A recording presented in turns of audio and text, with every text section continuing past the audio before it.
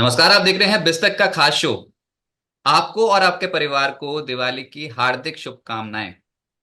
दिवाली के मौके पे हर बार बिस्तक पे बाजार के बड़े जानकार जुड़ते हैं और आपको बताने की कोशिश करते हैं कि बाजार का आउटलुक दिवाली से दिवाली तक कैसा रहेगा, और अगर कुछ खरीदना हो तो इस समय दिवाली के शुभ मौके पर आपके पोर्टफोलियो में आप कौन से शेयर्स खरीद सकते हैं। इसी कड़ी को आगे बढ़ाते हुए आज हमारे साथ बेहद ही खास मेहमान इस समय मौजूद हैं। डीआर चोकसी फिनसर्व प्राइवेट लिमिटेड के managing director Deven Choksey sir हमारे साथ इस समय मौजूद हैं। देवेन सर नमस्कार, स्वागत है आपका। Happy Diwali sir. Happy Diwali to you as well Rajat. और आप सभी दर्शक मित्रों को भी खूब खूब दिवाली की शुभकामनाएं।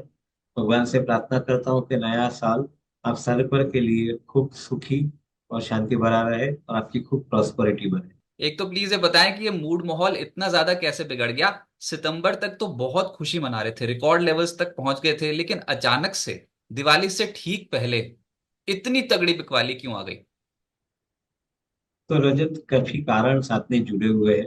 सबसे बड़ा कारण ये है कि हमारे मार्केट के अंदर पिछले 2 साल के अंदर पर्टिकुलरली एक निरंतर तेजी बनी थी। और लास्ट 3 महीने के अंदर आप देखें, पर्टिकुलरली आप देखें तो सितंबर मंथ के अंदर देखें तो मार्केट ने एक रिकॉर्ड हाई बना दिया था। मेरा ऐसा मानना है कि जब भी मार्केट एक तरफ ही रन लगता है और जब भी वैल्यूएशन को निग्लेक्ट करता है तो कभी ना कभी उसके अंदर करेक्शन आने की एक संभावना बन जाती है। मेरे ख्याल से अक्टूबर में शार्प करेक्शन आया है। डेफिनेटली आई थिंक वो किसी ने एंटिसिपेट नहीं किया था, मानता हूँ। But at the same time जो वैल्यूएशन थे तो वैल्यूएशन बहुत कंफर्टेबल लग रहे थे। हमने पास में भी जब भी इन्वेस्टरों के साथ में बात की, तभी इन्वेस्टरों को हमने बताया कि वैल्यूएशन हमें कंफर्टेबल नहीं लग रहा है और ये वैल्यूएशन के अंदर नई खरीदारी कम करनी चाहिए, ज्यादा नहीं करनी चाहिए। तो ये तरीका हमने पहले ही से ही फॉलो कर लिया था। मैं ऐसा मानता हूँ कि जो कंपनी के नतीजे है, वो नतीजे के अंदर जो ग्रोथ आ रही है, वो ग्रोथ के सामने जो वैल्यूएशन आपने रखी है मार्केट के अंदर, वो दोनों को कभी ना कभी तो रैशनलाइज करना पड़ेगा अपने को। अगर ग्रोथ 15 से 20% के बीच में आती है और वैल्यूएशन आपने करीबन 70 80 90 के प्राइस अर्निंग रेशियो में रखी है, तो डेफिनेटली मार्केट करेक्ट करना चाहेगा और वो वैल्यूएशन को 30 या 40 के पी रेशियो में लाना चाहेगा। तो ये प्रक्रिया अभी शुरू हो चुकी है, ऐसा मैं मानता हूँ। जनरली ऐसा मानते हैं कि 1 या 2 क्वार्टर तक ये प्रक्रिया चलती है और उसके बाद में मार्केट संभलने के साथ में रिकवरी में आ जाता है। तो अगले 2 साल का कार्यक्रम आप देखें तो पहले 6 महीने शायद मेरे ख्याल से करेक्शन के रहेंगे। उसके बाद में मार्केट में रिकवरी का प्रोसेस ग्रेजुअली बिल्ड होना शुरू हो जाएगा।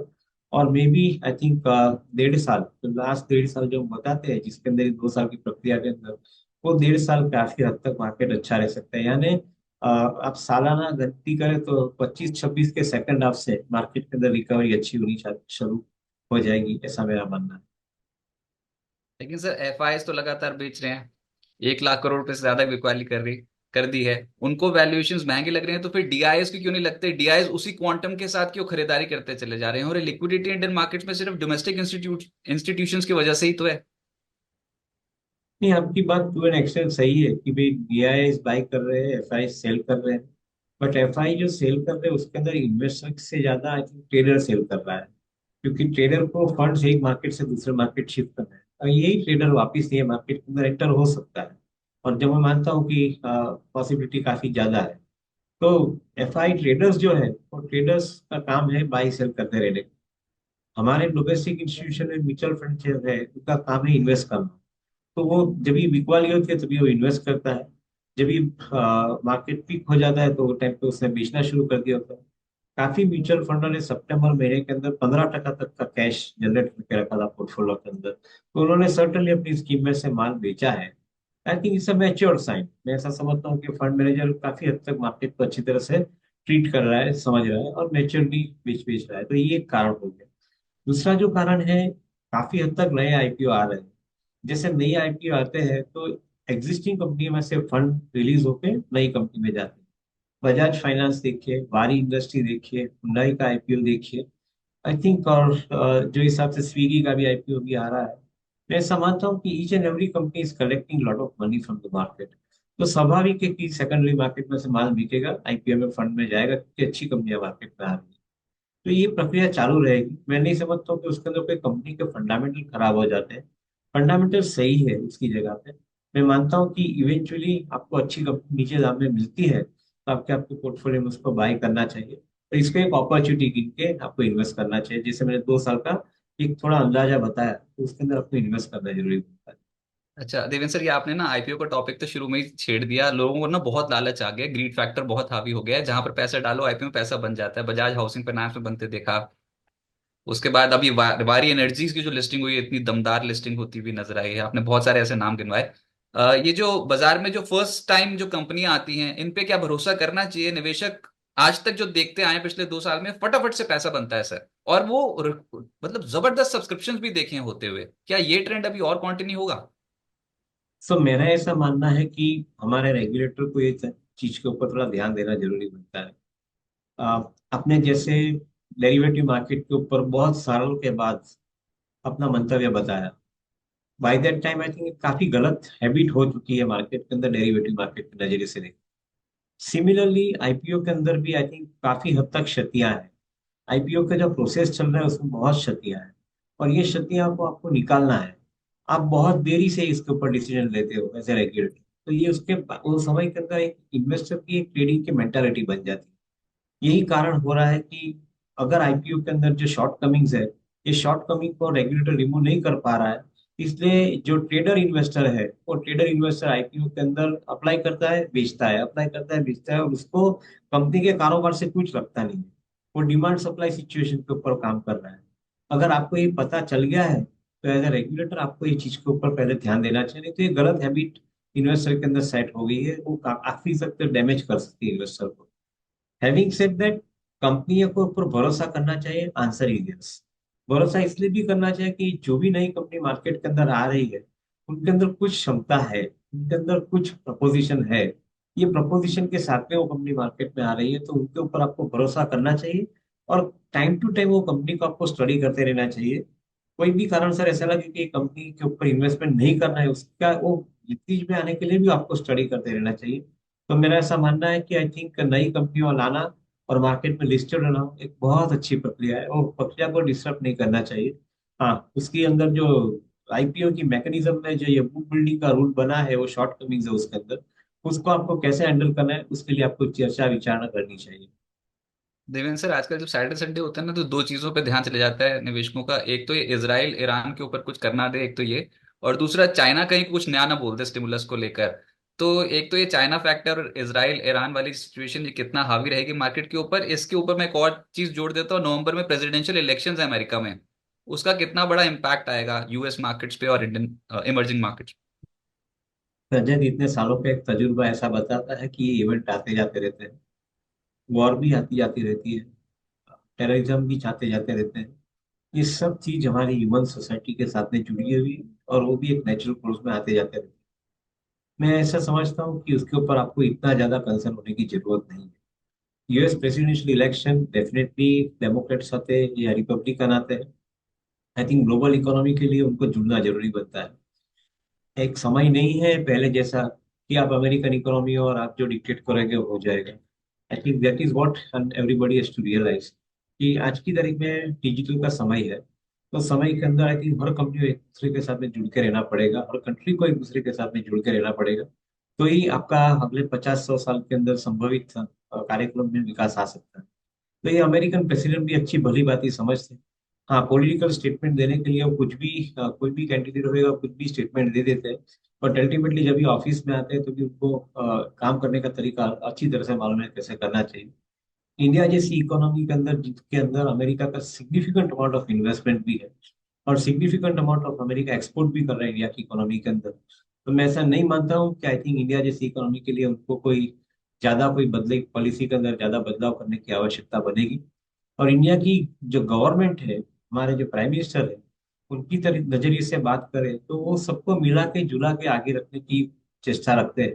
वो पूरे विश्व को एक कुटुंब मानते हैं। तो ये मैं वैसा समझता हूँ कि बहुत अच्छी प्रक्रिया है। उससे अच्छा कोई हो ही नहीं सकता है कि हमें कंट्री के प्रोस्पेक्ट के लिए कुछ तकलीफ पड़े। I think we are integrating our self with every other nation of the world. ये एक सबसे बड़ी अच्छी प्रक्रिया है। तो आई थिंक ये चीज के ऊपर आप इन्वेस्टर के माध्यम से इतना ज्यादा कंसर्न न रखें। You have a very strong leadership, ये लीडरशिप के ऊपर थोड़ा ज्यादा भरोसा रखें, ऐसा मैं मानता हूँ। सर आप कुछ माइक्रोज पे आते हैं और उसमें Q2 के जो रिजल्ट्स आए ना, उसके बाद कंपनियों की अर्निंग्स ग्रोथ के ऊपर, वॉल्यूम्स के ऊपर थोड़े सवाल उठने शुरू हो गए हैं। क्या ये इस बार जो Q2 अर्निंग में स्लो डाउन आया, ये वन ऑफ था या फिर आपको लगता है ये सिचुएशन और बिगड़ सकती है? एक तो सबसे पहले इलेक्शन जून में हुए, जून के बाद जुलाई में बजट आया, तो ये पूरी प्रक्रिया लगभग 4 महीना पीछे चली गई। जो नॉर्मल फाइनेंशियल ईयर में चलती है वो पूरे 4 महीना पीछे चल गई।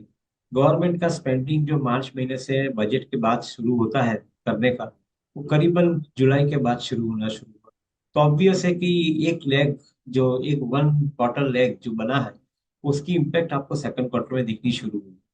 मैं ऐसा मानता हूँ कि गवर्नमेंट का जो हिसाब से कमिटमेंट है और जो हिसाब से स्पेंडिंग पावर भी है उनके पास, नए टैक्स कलेक्शन के माध्यम से भी, I think second half of financial year में उनका जो सेकंड क्वार्टर के अंदर जो शॉर्ट कमिंग रहा वो निकल जाएगा। Maybe I think good amount of money will be spend in the economy. अच्छी बात यह है कि मानसून भी अच्छी तरह से एकम्प्लिश हुआ है। अच्छा क्रॉप बनने की संभावना है। रूरल इकोनॉमी में से डिमांड ऑलरेडी अच्छी है, और अच्छी डिमांड अर्बन इकोनॉमी में से आने की भी संभावना भी है। इंटरेस्ट रेट के दाम घटाने की भी आरबीआई को भी जरूरत लग रही है। तो ये सब चीज को आप मिला जुला के देखें तो थर्ड क्वार्टर फोर्थ क्वार्टर के अंदर इकोनॉमी के अंदर रिकवरी आना अच्छी तरह से संभावित है। सेकंड क्वार्टर को आप एक वन ऑफ क्वार्टर करके रखिए, क्योंकि उसके अंदर काफी हद तक अच्छी बड़ी कॉस्ट की जो इन्वेंट्री भी है, उनकी भी इम्पैक्ट आई है मार्जिन के ऊपर। तो apart from growth in the revenue, margin के ऊपर इम्पैक्ट आई है जो थर्ड फोर्थ क्वार्टर से रिमूव हो जा रही है। तो मैं डिस्टिंक्टली पॉजिटिव हूँ, कॉशियसली ऑप्टिमिस्टिक हूँ कि यहाँ से अपने को अच्छी एक अपॉर्चुनिटी मिल रही है। वैसे जो बड़े बड़े एक्सीडेंट्स हो गए जिसमें Bajaj auto, Tata consumer, IndusInd bank, Indigo, तो अभी इतने बड़े बड़े एक्सीडेंट्स हो गए हैं और पोर्टफोलियो में ड्रॉडाउन्स बहुत ज्यादा शुरू हो गए हैं। ये बड़े नाम हैं, ये कोई छोटी मोटी कंपनियां तो है नहीं, अपने अपने इंडस्ट्री के दिग्गज कंपनियां। तो अब ऐसी स्थिति में निवेशकों को क्या करना चाहिए? नहीं, आप क्वार्टरली हिसाब से आपके पोर्टफोलियो पर नहीं रख सकते हो। मैं अभी भी बताता हूँ। अगर आपने बजाज ऑटो में इन्वेस्टमेंट चुना है, अगर आपने इंडिगो में इन्वेस्टमेंट चुना है, तो इन्वेस्टमेंट आपने एक अरसे के लिए चुना है। हर क्वार्टर के अंदर आप बदगट के साथ में अपने पोर्टफोलियो को बदलना चाहोगे तो ये गलत हो जाएगा। और यही एक डिसिप्लिन आपको फाइनेंशियल मार्केट के अंदर, इन्वेस्टमेंट मार्केट के अंदर सीखनी है। आप हर क्वार्टर के अंदर अपने पोर्टफोलियो को बैलेंसिंग करना छोड़ दीजिए। ये काम जो है वो ट्रेडर का काम है। अगर आपको पोर्टफोलियो कंटिन्यूसली बैलेंस ही करना है तो आपके फंड्स ट्रेडर को दे दीजिए, वो ट्रेडर करता रहेगा। काफी इंडेक्स फंड्स है, ईटीएफ है, उनका यही काम है। सुबह शाम क्वांट फंड है, उनका यही काम है, सुबह शाम अपने पोर्टफोलियो को एडजस्ट करते रहते हैं, वेट एडजस्ट करते हैं, बैलेंसिंग करते रहते हैं। तो ये चीज उन लोग को ज्यादा सुटेबल होती है। इंडिविजुअल इन्वेस्टर को इसके अंदर पढ़ना जरूरी नहीं बनता है, मैं ऐसा मानता हूँ। अगर आप इंडिविजुअल इन्वेस्टर के माध्यम से इन्वेस्ट करते हो तो एक अच्छे लंबे समय के लिए अपनी कैपिटल को बनाए रखें। ये ग्रोथ लाने के लिए बहुत जरूरी है, क्योंकि क्यूमुलेटिव रेट ऑफ रिटर्न लाना है तो गुड क्वालिटी स्टॉक्स जिसके अंदर आपका इन्वेस्टमेंट ऑब्जेक्टिव क्लियर है, उसको लंबे समय के लिए इन्वेस्ट करें, ऐसा मेरा मानना पर ऐसी स्थिति में देखो, जब तक सितंबर था, मार्केट चल रही थी, तो जो भी खरीदो मार्केट में वो सब ऊपर ऊपर जा रहा था। रेगुलेटर भी कंसर्न कर चुका था, जनवरी में उन्होंने बताया था कि सब कुछ चल रहा है, थोड़ा ध्यान से। म्यूचुअल फंड्स को भी स्ट्रेस टेस्ट करने की बात की गई थी। तब भी मिड कैप स्मॉल कैप जो इंडेक्स है वो रिकॉर्ड स्तरों पर रिकॉर्ड तोड़ते चले गए थे। बाजार ने हर चीज को नेग्लेक्ट किया। अब जब टूट रहे हैं अचानक से, तो बाइफरकेट करना मुश्किल हो गया। पहले तो रेलवे और डिफेंस टूट रहे थे, अब तो सब कुछ ही, सारे मिड कैप स्मॉल कैप्स एकदम से हायर लेवल से नीचे आ गए हैं। तो लोगों के पोर्टफोलियो में 20-20, 25-25% के ड्रॉडाउन हो गए हैं, उससे भी ज्यादा ड्रॉडाउन है। तो ऐसी स्थिति ना कभी कभी सामने आती है, और ज्यादातर लोगों ने ये देखा नहीं। तो अभी mid cap small cap stocks पे क्या करना चाहिए? है। अगर हर टाइम परेशानी के बाद आप कौन सी दवाई लेनी चाहिए, तो प्रॉब्लम होने वाला ही। परेशानी आने के पहले हम जब भी बता रहे हैं कि ये वैल्यूएशन गलत है, वो समय पे कोई सुन नहीं रहा है कि जब ये वैल्यूएशन गलत है वो मालूम हुआ और बाद में 25 चीजें का भाव फॉल हो गया तो सबको चिंता है। मेरे ख्याल से ये प्रक्रिया में सबको पसार होना ही पड़ता है। मैं ऐसा मानता हूँ कि अगर आपने गलत इन्वेस्टमेंट किया है कोई जगह पे, तो उसके अंदर से आपको अपने फाइनेंशियल एडवाइजर के साथ में कंसल्ट करके उसका करेक्टिव कोर्स लेना चाहिए। और कई जगह पे सही इन्वेस्टमेंट है और दाम गिरे हैं, तो भी आपको आपके फाइनेंशियल इन्वेस्टर के साथ में एक बार कंसल्ट करके आपका पोर्टफोलियो रिव्यू कर लेना चाहिए। और जो करेक्टिव स्ट्रेटेजी यूज करनी है वो कर लेते हैं। मैं नहीं मानता हूँ कि कोई जनरलाइज व्यू रखना चाहिए, मिड कैप स्मॉल कैप में भी तो इसके अंदर ले लो, ये जनरलाइज व्यू रखना बिल्कुल वाजबी नहीं है। Particularly I think her individual का पोर्टफोलियो एक अलग से होता है। तो एक अलग पोर्टफोलियो को अलग नजरिए से देखना बहुत जरूरी बनता है, और मैं ऐसा समझता हूँ कि उसके लिए इंडिविजुअल इन्वेस्टर को जैसे अच्छे फाइनेंशियल कंसल्टेंट है उसके साथ में बैठ के अपने पोर्टफोलियो को स्ट्रक्चर करने की एक प्रक्रिया शुरू करनी चाहिए, ऐसा मैं मानता राइट। तो अगर खराब कंपनियां भी टूटेंगी ऐसी मार्केट में, अच्छी कंपनियां भी टूटेंगी, बस आपको अभी अपॉर्चुनिटी की तलाश करनी है। तो देवेंद्र सर, फिर ये किन सेक्टर्स पे आपका आउटलुक पॉजिटिव है अभी, कहां पर अभी भी पैसा बनने की संभावनाएं बहुत ज्यादा हैं? हूँ। सो मैं ऐसा मानता हूँ कि अगले जो 6 महीने का कार्यक्रम है उसके अंदर आपको शायद मेटल एंड कमोडिटी स्टॉक के अंदर अच्छी अपॉर्चुनिटी मिल रही है। Both chemical commodity as well as metal commodity, उसके अंदर एक साइक्लिकल अपमूव दिखना संभावित है, because of variety of reasons. एक तरफ डिमांड स्टेबलाइज हो रही है, ग्रो हो रही है, दूसरी तरफ इनपुट कॉस्ट का कंट्रोल में आ रही है। So I think to greater extent profit and the growth in the business दोनों साथ में बनने की संभावना है। तो उसको आप एक्यूमुलेट कर सकते हैं अगले 3-6 महीने के अंदर, जो भी कारण से आपको मार्केट में नीचे लेवल पर मिलता है तो आप इन्वेस्टमेंट कर सकते हैं ये सेक्टर। सिमिलरली मैं ऐसा मानता हूँ कि काफी बीटन डाउन स्टॉक्स है, सेक्टर को निग्लेक्ट करते हैं, स्टॉक्स को पकड़ते हैं। काफी बीटन डाउन स्टॉक्स हैं जिनकी ग्रोथ के साथ में वैल्यूएशन आज की तारीख में पैरिटी पे आ चुकी है, और शायद थोड़ी कम पैरिटी पे है तो फिर भी आ रही है फर्दर। मैं ऐसा समझता हूँ कि ऑटो ऑटो एंसिलरी अच्छा सेगमेंट रहेगा। मैं ऐसा समझता हूँ कि जो कंज्यूमर ड्यूरेबल बिजनेस है, डिस्क्रिशनरी नॉन डिस्क्रिशनरी दोनों, उनके अंदर भी एक अच्छा समय रहना चाहिए, ऐसा मेरा मानना है। जो केमिकल स्टॉक्स जिनके अंदर सीआरए सीडीएमओ बिजनेस है या एपीआई बिजनेस है, उनके लिए भी समय अच्छा रहना चाहिए। तो आई थिंक सिलेक्टिव कंपनीज के लिए टाइम अच्छा रहेगा। Financial companies particularly housing finance, retail finance, banks and NBFC दोनों के लिए आई थिंक ये समय अच्छा रहना चाहिए। फॉर्चुनेटली वैल्यूएशंस करेक्ट हुआ है तो बाइंग अपॉर्चुनिटी बनती है। काफी दिग्गज कंपनियां हैं इंडेक्स के अंदर, जैसे कि रिलायंस, जियो, मल्टी कॉन्ग्लोमरेट है जिसके अंदर इवन द रिन्यूएबल का कारोबार बना है। वो कारोबार यहाँ से बड़ी बड़ी ग्रोथ की संभावना के साथ में आगे बढ़ उभर के आ रहा है। तो मैं ऐसे समझता हूँ कि सिलेक्टिव कंपनीज का आपको इन्वेस्टमेंट में अंदर लेना जरूरी बनता है ये समय के अंदर, because market is giving you price correction. तो इस बार दिवाली के मौके पे आपसे सिलेक्टिव स्टॉक्स जरूर जानेंगे। जो भी डीआर चोकसी ने अपने क्लाइंट्स के साथ शेयर किए हुए प्रॉपर डिस्क्लेमर्स आपको हमारे मंच पे बता सकते हैं। लेकिन मैं व्यूअर्स को बता दूं कि अपना रिस्क प्रोफाइलिंग आप खुद देखिए, आपके पास कितनी क्षमता है पैसा लगाने की, उसके आधार पर लगाइएगा। ओवर लेवरेज पोजीशन ऐसे बाजार में नहीं चलते हैं। नियमित रूप से इन्वेस्टमेंट करना ही एकमात्र कुंजी है अगर आपको लॉन्ग टर्म में वेल्थ बनानी है। तो सर, पैसा कहाँ पर बनेगा इस दिवाली के शुभ मौके पर? कौन से स्टॉक्स जहां पर मार्जिन ऑफ सेफ्टी बाजार की इस गिरावट में अभी भी बहुत स्ट्रांग है? सो काफी अच्छे स्टॉक्स हैं, बट आई थिंक 2 या 3 स्टॉक्स की जिसके अंदर हम लोग को हम हमारे इन्वेस्टमेंट के अंदर ऐड कर रहे हैं, उसमें एक कंपनी है टाटा टेक्नोलॉजी। समय के साथ में ये कंपनी अच्छी तरह से ग्रो रही है। ऑटोमोबाइल क्षेत्र और एविएशन क्षेत्र जिनको कारोबार के साथ में ये कंपनी का कारोबार जुड़ा है, इंजीनियरिंग आईटी बिजनेस के साथ में। तो मैं ऐसा समझता हूँ कि ये कंपनी को अगले 2 साल 3 साल तक का जो आपका नजरिया है उसके अंदर आप जोड़ लें, और जितना मार्केट में करेक्शन आता है वो करेक्शन बाइंग अपॉर्चुनिटी पकड़ के इन्वेस्ट करने की चेष्टा करें। 2 या 3 साल का व्यू रख के रखना चाहिए। मैं ऐसा समझता हूँ कि वैल्यूएशन वाइज और ग्रोथ वाइज ये कंपनी को एक अच्छा अवसर मिल रहा है बाई करने का। सिमिलरली बजाज हाउसिंग फाइनेंस जो लिस्ट हुई थी 180 के आसपास भाव में, जो आज करेक्ट होके 120-30 के भाव के अंदर ट्रेड हो रही है। मैं ऐसा समझता हूँ कि अगले 5 या 10 साल का भी हाउसिंग का कारोबार देखे और एक उसकी अंडरलाइंग पोटेंशियल देखे तो फाइनेंस कंपनी के लिए मेरे ख्याल से कारोबार बहुत अच्छा रहेगा।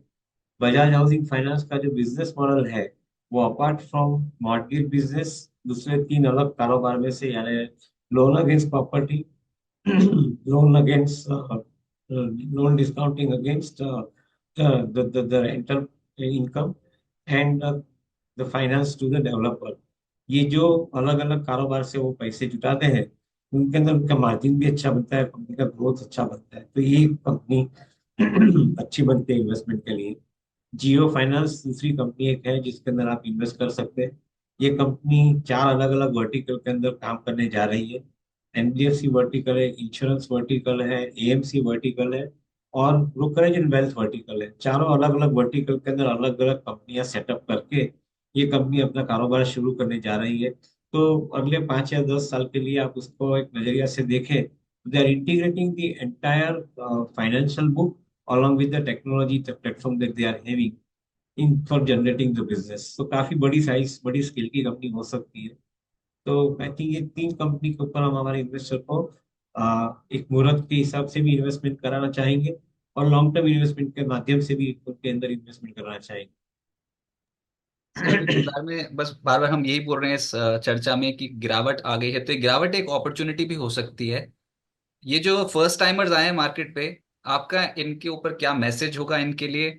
और मैं बता दूं कि बहुत सारे लोगों ने ऐसी मार्केट देखी नहीं जहां पर सब कुछ अक्रॉस द बोर्ड बिक रहा है। हर बार उछाल में कुछ ना कुछ बिकवाली डेफिनेटली देखने को मिल रही है। तो ऐसे में फर्स्ट टाइमर्स जो भी नए एंट्रेंट आए थे पिछले 1 डेढ़ साल में, उनके पोर्टफोलियोज में जो ड्रॉ डाउन है, आपको उनका फाइनल मैसेज क्या होगा? और बाजार में तेजी की अगला बड़ा ट्रिगर जो होगा मार्केट के लिए, वो क्या होगा?